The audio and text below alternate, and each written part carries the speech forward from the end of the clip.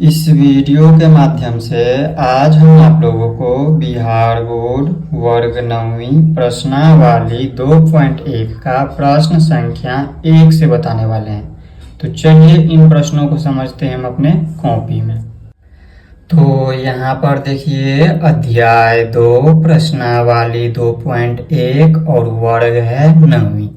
इसमें प्रश्न संख्या 1 में कह रहा है निम्नलिखित व्यंजकों में कौन कौन एक चर में बहुपद है और कौन कौन नहीं है, कारण के साथ अपने उत्तर दीजिए। सबसे पहले आप लोगों को प्रश्नों को समझना होगा।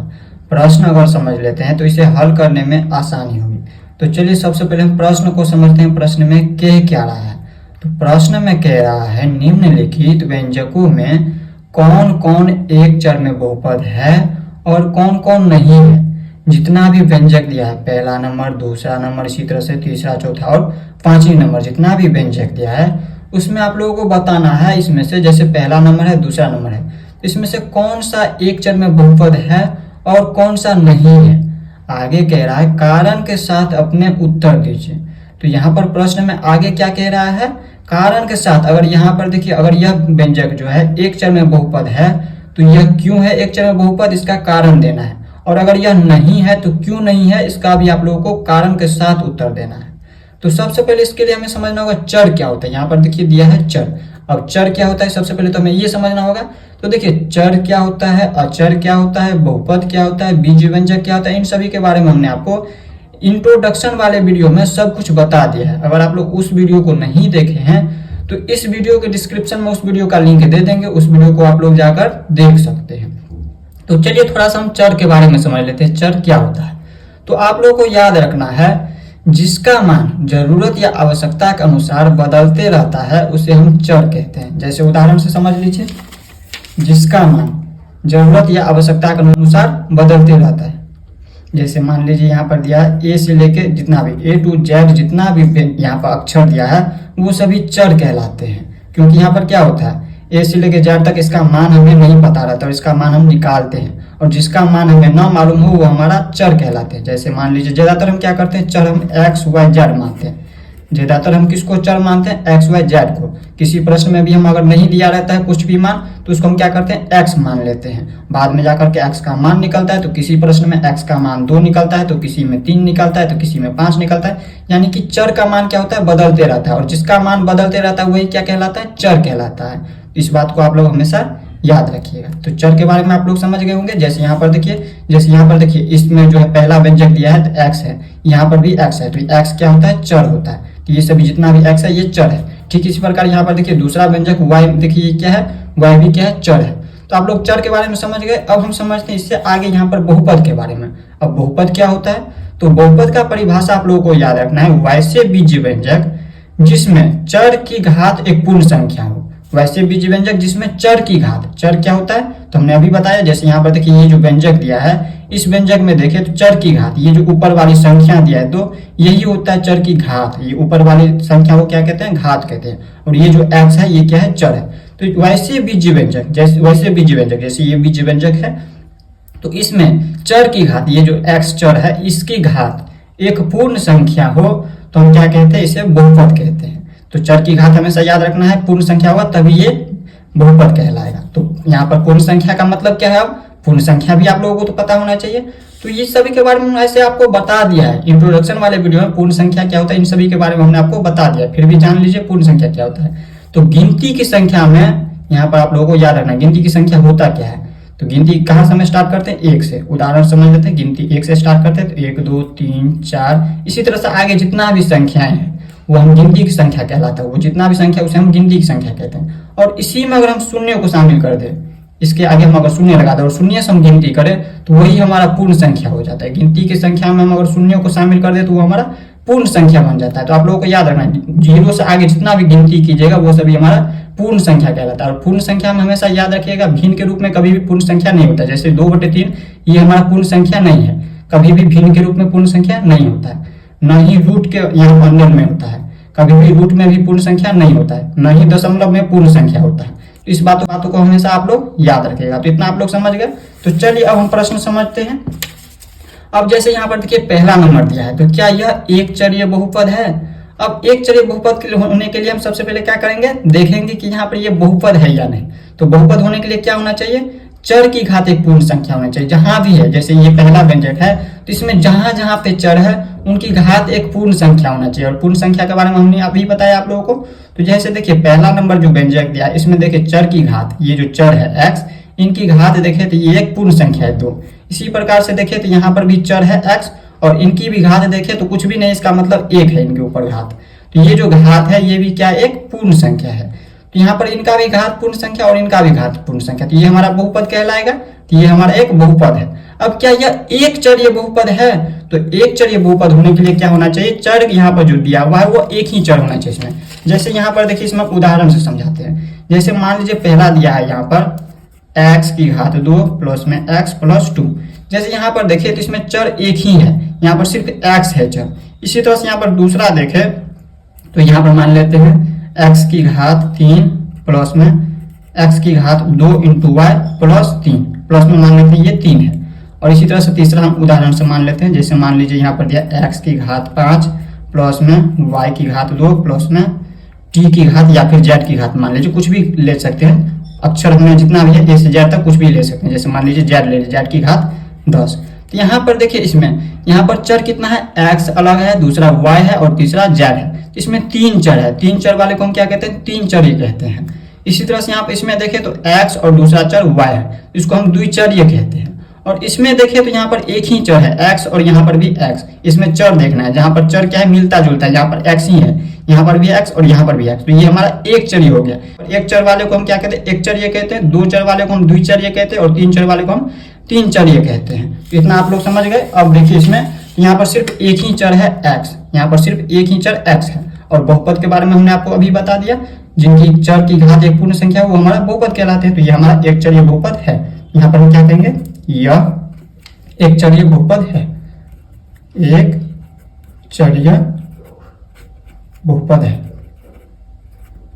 पहला व्यंजक एक चरीय बहुपद है। अब क्यों है इसका कारण भी देना है, यहाँ पर कह रहा है कारण के साथ उत्तर दीजिए। तो इसका कारण बताना है तो यहाँ पर लिखेंगे क्योंकि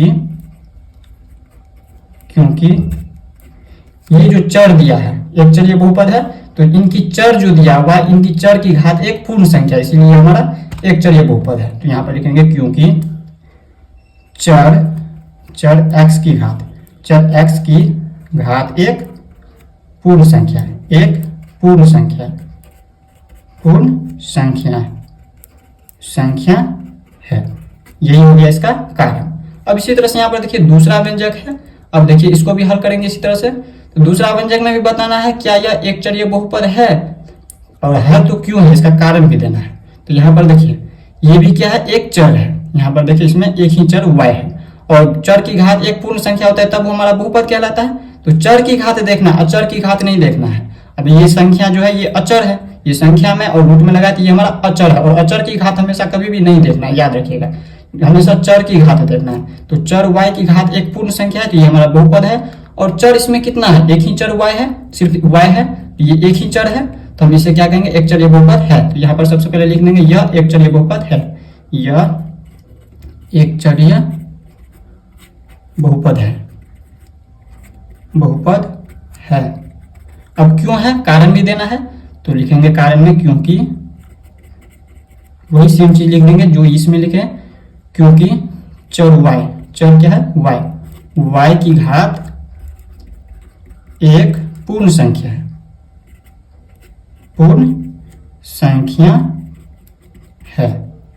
तो इस तरह से आप लोग समझ गए दूसरा नंबर। अब हम देख लेते इसी तरह से तीसरा नंबर, प्रश्न संख्या 1 का तीसरा नंबर। अब देखिए तीसरा नंबर में यहाँ पर देखिए सबसे पहले हमें आपको क्या करना है, देखना है कि यह बहुपद है या नहीं। और बहुपद होने के लिए क्या होना चाहिए, चर की घात एक पूर्ण संख्या होना चाहिए। तो चर क्या है, t है, यहाँ पर चर एक ही चर है t। और t की घात देखें तो यहाँ पर देखिए t जो है रूट में लगा है, और रूट का मतलब हमेशा याद रखना है, जिसमें भी रूट लगा हो, जैसे यहाँ पर देखिए इस अक्षर में रूट लगा है तो इनके ऊपर घात हो जाएंगे 1/2। अगर किसी संख्या में रहे, जैसे मान लीजिए रूट में 2 है, तो इसका मतलब रूट का मतलब होता है घात में 1/2। जिसमें भी रूट लगा हो तो उसका मतलब हो गया उनके ऊपर जो है घात में 1/2 हो जाता है। तो यहाँ पर देखिए t की घात क्या हो गया 1/2 प्लस में t, और इसमें तो हमें कुछ देखना ही नहीं है क्योंकि ये हमारा क्या अचर है, हमें सिर्फ चर से मतलब है। तो यहाँ पर रूट में 2 वैसे ही छोड़ देंगे। अब देखिए तो यहाँ पर क्या है, चर की घात 1 यहाँ पर देखिए पूर्ण संख्या आ ही नहीं रहा। यहाँ पर देखिए भिन्न के रूप में, और भिन्न जो है कभी भिन्न के रूप में कभी भी पूर्ण संख्या नहीं होता। तो यहाँ पर आप लोगों को याद रखना है जितना भी चर है, अगर ये जो व्यंजक दिया है इस व्यंजक में जहां जहां पे चर है उसका घात देखेंगे, अगर सभी चर का घात अगर एक पूर्ण संख्या आता है तभी ये हमारा बहुपद कहलाएगा। तो यहाँ पर देखिए इन चर की घात देखें तो यहाँ पर ये एक पूर्ण संख्या नहीं है, तो ये हमारा कभी भी जो है बहुपद नहीं कहलाएगा। तो हम क्या कहेंगे, यह बहुपद नहीं है, यह बहुपद नहीं है, बहुपद नहीं है, नहीं है। क्यों नहीं है, कारण भी देना है, क्योंकि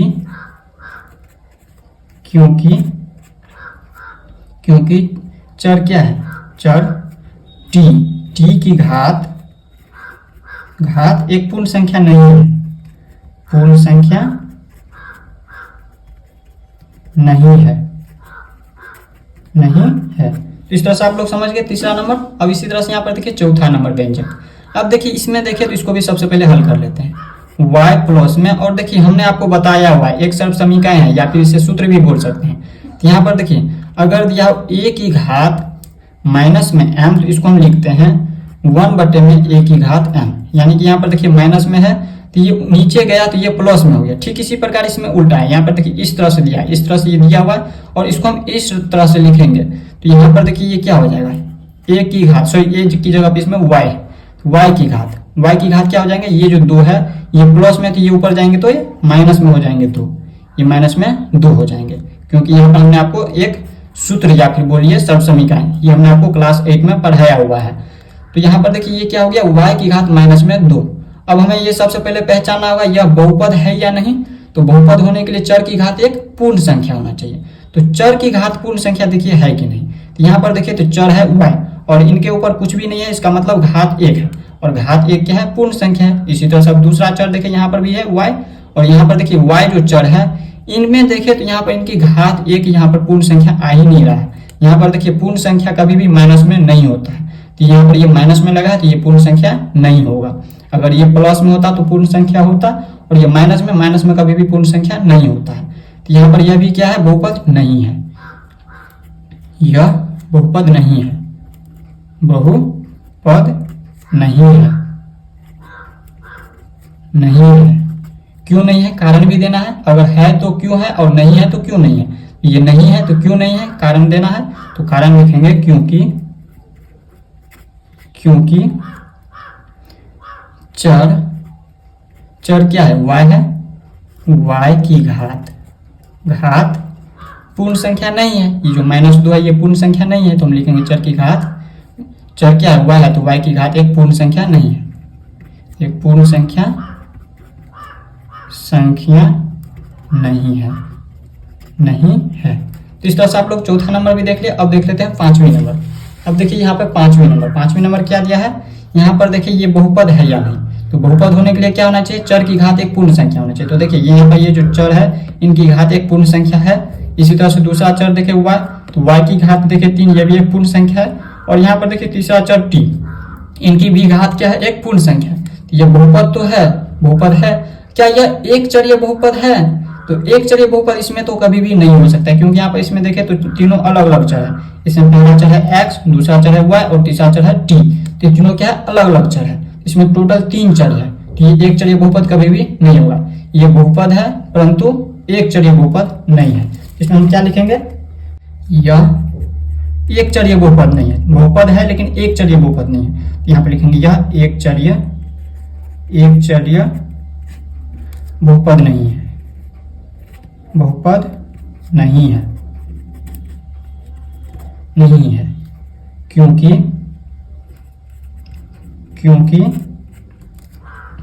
इसमें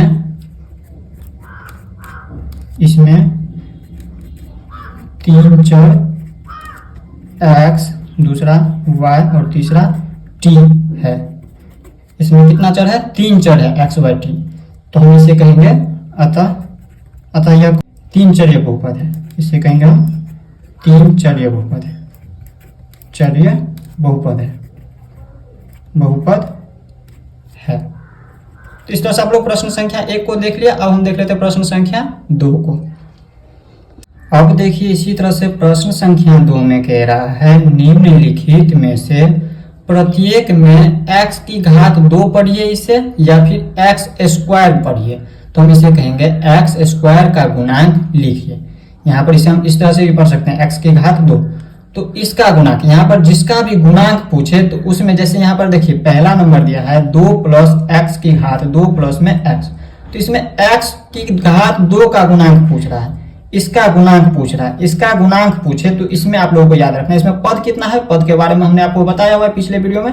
इसमें 3 पद है, पहला पद है 2, दूसरा पद है x की घात 2 और तीसरा पद है x। तो जैसे जिसमें भी पद, जिस पद में x की घात 2 रहे उस पद में देखना x की घात 2 के अलावा जो संख्या बचेगा उसी को हम कहेंगे इसका गुणांक। तो जैसे यहाँ पर देखिए इसमें x की घात 2 और इनके आगे देखिए तो यहाँ पर कुछ भी नहीं, इसका मतलब 1 है। इसमें 1 छुपा रहता है, कुछ भी नहीं, इसका मतलब 1 है। तो यहाँ पर क्या कहेंगे x की घात 2 का गुणांक हो गया, चिन्ह के साथ इसको देखेंगे। इसमें यहाँ पर पूरे चिन्ह को साथ इसको लेंगे और इसमें देखिए x की घात 2 का गुणांक पूछ रहा है तो हम क्या कहेंगे x की घात 2 का गुणांक, x की घात 2 का गुणांक बराबर क्या हो जाएंगे,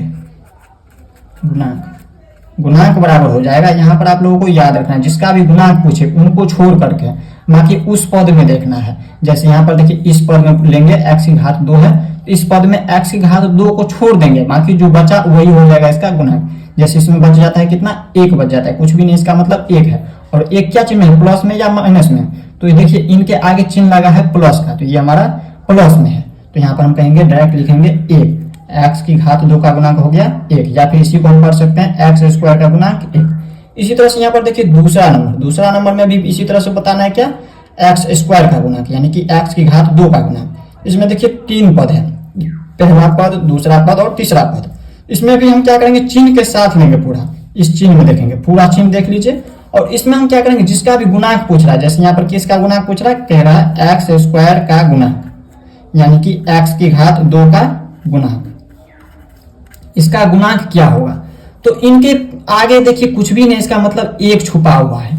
और 1 क्या चीज में है, माइनस में है, -1 हो जाएगा। इसका गुणांक क्या हो जाएगा, -1 हो जाएगा। इसी तरह से यहाँ पर हम देख लेते हैं तीसरा नंबर। अब देखिए तीसरा नंबर में दिया है π/2 इंटू x की घात 2 प्लस x। इसमें 2 पद है और दोनों पद में से हम देखेंगे कहाँ पे है x की घात 2।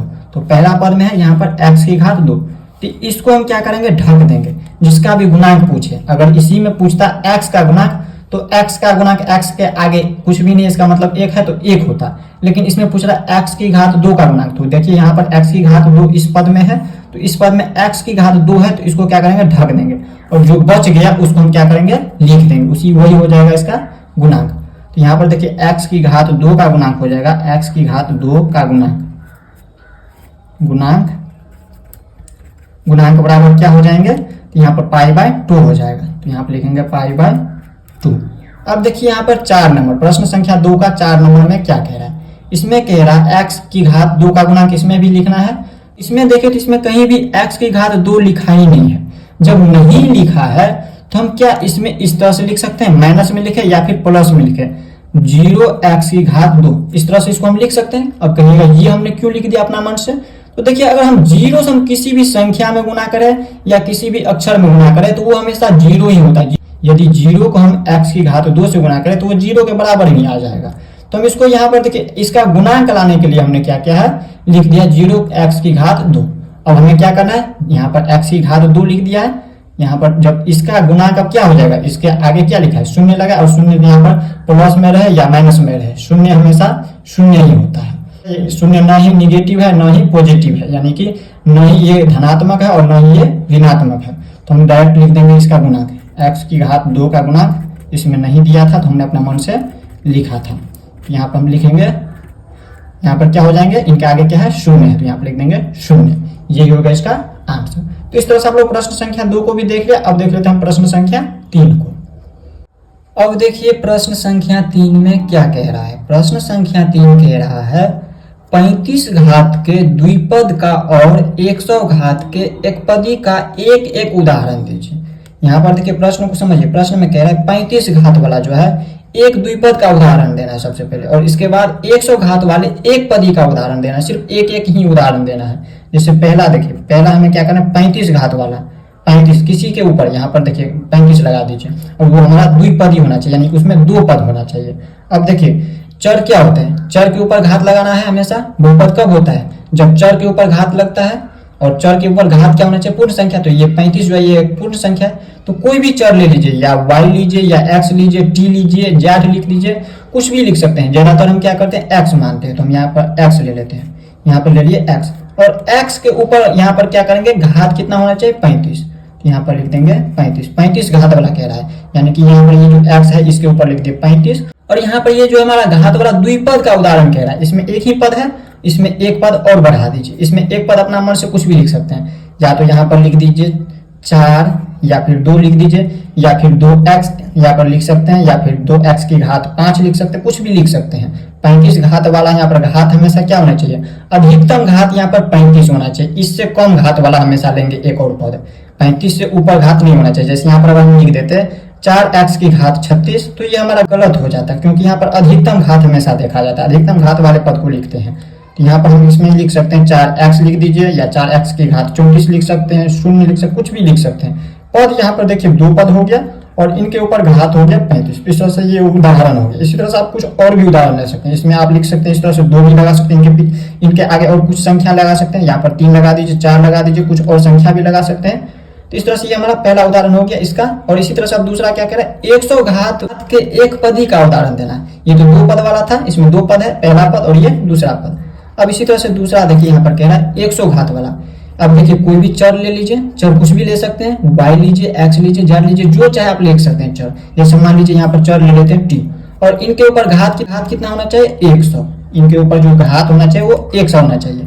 यही हो गया ये एक पदी का उदाहरण। इसमें पद कितना है, एक ही है, और इनके ऊपर घात कितना लगा है, 100 लगा है। इसके जगह पर आप कुछ और भी लिख सकते हैं, या फिर लिख दीजिए यहाँ पर लिख सकते हैं 2t की घात 100, कुछ भी लिख सकते हैं, बस पद एक ही होना चाहिए, और इनके ऊपर घात कितना होना चाहिए, 100। इस तरह से ये इसका उदाहरण हो गया। तो इस तरह से आप लोग प्रश्न संख्या 3 को भी समझ गए होंगे। और देख लेते हैं प्रश्न संख्या 4 को। अब देखिए प्रश्न संख्या 4 में क्या कह रहा है। प्रश्न संख्या 4 कह रहा है निम्नलिखित बहुपदों में से प्रत्येक बहुपद की घात लिखिए। अब देखिए इसके लिए घात लिखने के लिए सबसे पहले तो आप लोगों को घातों को समझना होगा। घात क्या होता है, घात की परिभाषा है आप लोगों को इसके लिए याद होना चाहिए। तो आप लोगों को याद रखना है, चर की अधिकतम घात वाले पद के घातांक को ही हम क्या कहते हैं, बहुपद की घात कहते हैं। चर के अधिकतम घात, चर जैसे यहाँ पर देखिए x है, यहाँ पर भी चर है, यहाँ पर भी चर है, तीनों जगह चर है। ये जो बहुपद दिया है इस बहुपद में चर के अधिकतम घात, यहाँ पर देखिए तीनों जगह पे चर x है, यहाँ पर x, और इनके ऊपर जो घात है, इनके घात वाले पद को, जैसे देखिए इसमें जो है सबसे अधिकतम घात किसका है, तो इस पद में है, इस पद में 5x की घात 3, इस पद में देखें तो इनकी घात 3 है, बाकी में देखें तो 2 है, इसमें कुछ भी नहीं, इसका मतलब 1 है। तो अधिकतम घात वाले पद के घातांक को हम क्या कहते हैं, चर की घात कहते हैं। तो यहाँ पर देखिए ये जो घात है इसी को हम लिखेंगे, इसका घात हो गया, अधिकतम घात देखना है। देखिए अधिकतम घात 3 है इस बहुपद में, इसी को हम लिखेंगे। यहाँ पर लिखेंगे, क्या कह रहा था, बहुपद की घात लिखने के लिए, तो यहाँ पर लिखेंगे बहुपद की घात। इस बहुपद में बहुपद की घात क्या हो जाएंगे, बहुपद की घात बराबर क्या हो जाएंगे, डायरेक्ट लिख दीजिए, बहुपद की घात हो जाएंगे 3।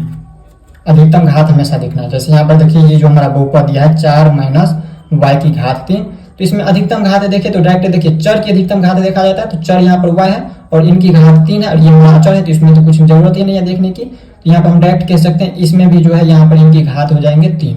लिख देंगे बहुपद में बहुपद की घात, बहुपद की घात, इस चर में बहुपद की घात कितना हो जाएंगे, 3 हो जाएंगे इसके में भी। और इसके बाद देखिए ये हमारा है 5, ये हमारा 5 लिखा हुआ है। तो यहाँ पर तीसरा नंबर में देखें तो 5t और माइनस रूट में 7। तो यहाँ पर देखिए चर की अधिकतम घात देखना है, चर एक ही है t सिर्फ, और इनके ऊपर घात कुछ भी नहीं, इसका मतलब 1 है। तो इस बहुपद में चर की अधिकतम घात कितना हो जाएंगे, 1 है, तो यही हो जाएंगे इनका घात, इस बहुपद की घात हो जाएंगे।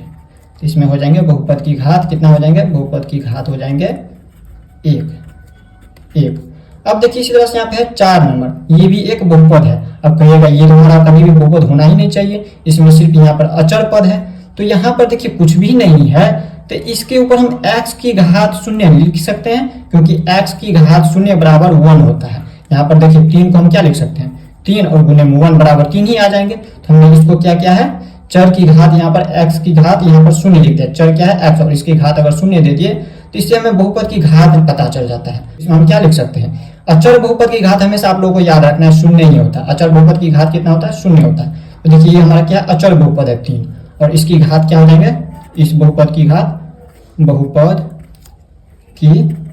बराबर हो जाएंगे, घात हो जाएंगे इनकी शून्य। इस तरह से अपने प्रश्न संख्या 4 को भी समझ गया। और हम देख लेते हैं प्रश्न संख्या 5 को। अब देखिए प्रश्न संख्या 5 जो कि लास्ट है उसमें क्या कह रहा है बताइए कि निम्नलिखित बहुपदों में कौन कौन बहुपद रैखिक है और कौन कौन द्विघाती है और कौन कौन त्रिघाती है। अब देखिए जितना भी बहुपद दिया है इसमें से आप लोगों को बताना है कि कौन सा बहुपद जो है रैखिक बहुपद है, कौन सा बहुपद द्विघात बहुपद है और कौन सा त्रिघाती बहुपद है। तो देखिए आप लोगों को यहाँ पर याद रखना है रैखिक बहुपद कब होता है, जिनकी घात 1 हो, जिनकी घात कितना हो 1 हो। अधिकतम घात हमेशा देखना है, अधिकतम घात 1 हो वो हमारा रैखिक बहुपद है। जिनकी अधिकतम घात 2 हो वो हमारा द्विघात बहुपद होता है और जिनकी अधिकतम घात 3 हो वो हमारा त्रिघाती बहुपद होता है।